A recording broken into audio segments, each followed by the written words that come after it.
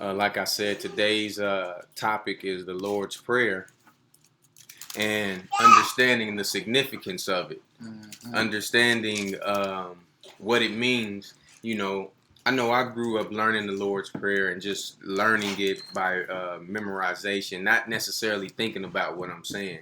And so I've known it so long uh, that I did not paying attention to what it was saying. And when I took the time to really listen to what it's saying, I understand why Christ taught us to pray using this prayer because it covers so much.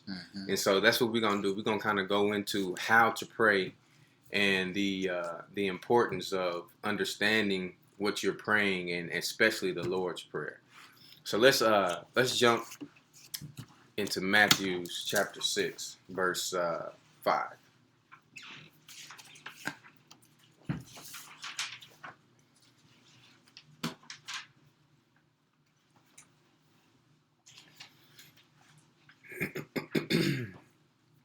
Matthew chapter 6, verse 5. And when thou prayest, thou shalt not be as the hypocrites are, for they love to pray standing in the synagogues and in the corners of the streets, that they may be seen of men.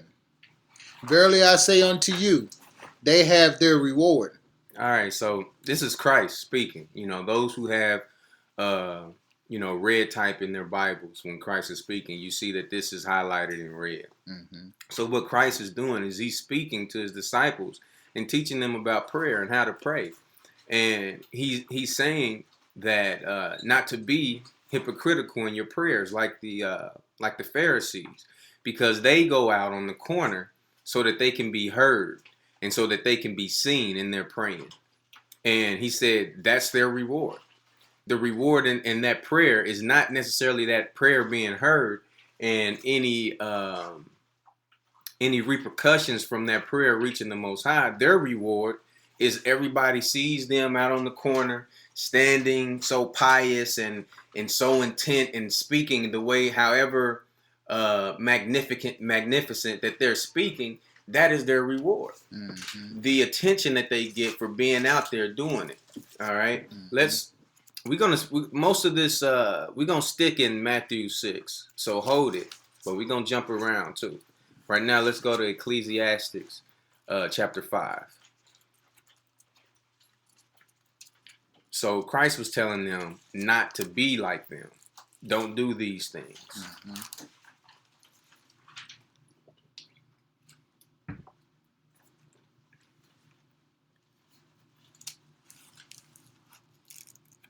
And growing up in the Baptist church like many of us are probably familiar with, it's a pretty, when it come time for whoever to pray, it's time for them to put on the show, and not necessarily to demean any of them, because a lot of it's out of ignorance and out of tradition, who can say the best prayer, it's almost becomes a song and a sermon within itself. It's like a 30-minute prayer, I remember being a kid like, man, he's still going.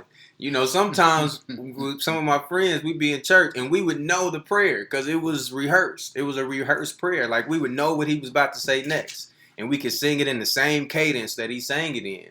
And, I'm not bringing that up to demean them.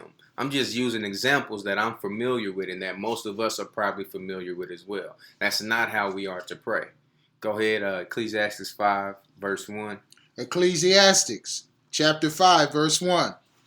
Keep thy foot when thou goest to the house of the Most High, and be more ready to hear than to give the sacrifice of fools. For they consider not that they do evil. So it's saying when you go into the house of the Most High, keep thy foot. It's meaning, be aware of your actions. Take note of how you walk and what it is that you're doing. And because that is a place where we come to commune with each other as a church and as a body, but also to give praise and worship to the Most High. And it says, when thou goest to the house of the Most High, be more ready to hear than to give the sacrifice of fools.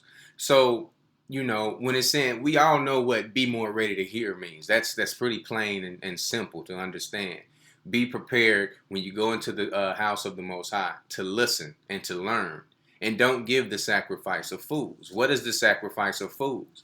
It's going to make it more plain and more clear, but anyone, you know, you probably can kind of understand that it means the sacrifice of fools is going in there being talkative and having more to say than to hear. Mm-hmm. All right. It says, and then to give the sacrifice of fools, for they consider not that they do evil. Mm-hmm. You know, so oftentimes when dealing with this, just like the example that I gave in their prayer, you know, they in there giving this long dissertation of a speech of a prayer, not realizing that, you know, in all of that rhetoric that they spitting out in repetition, that is considered evil to the Most High. And we're gonna bring that out to where we how it's obvious in Scripture. Continue with verse 2. Verse 2. Be not rash with thy mouth, and let not thy heart be hasten to utter anything before the Most High. For the Most High is in heaven, and thou upon earth. Therefore let thy words be few. All right. So it says, be not rash with thy mouth. Let thine heart, and let not thine heart be hasty to utter anything. You know, so many times our conversation, especially when we come together for the purpose of learning about the Most High, of edifying the body, of fellowshipping, like we shouldn't feel free just to say anything.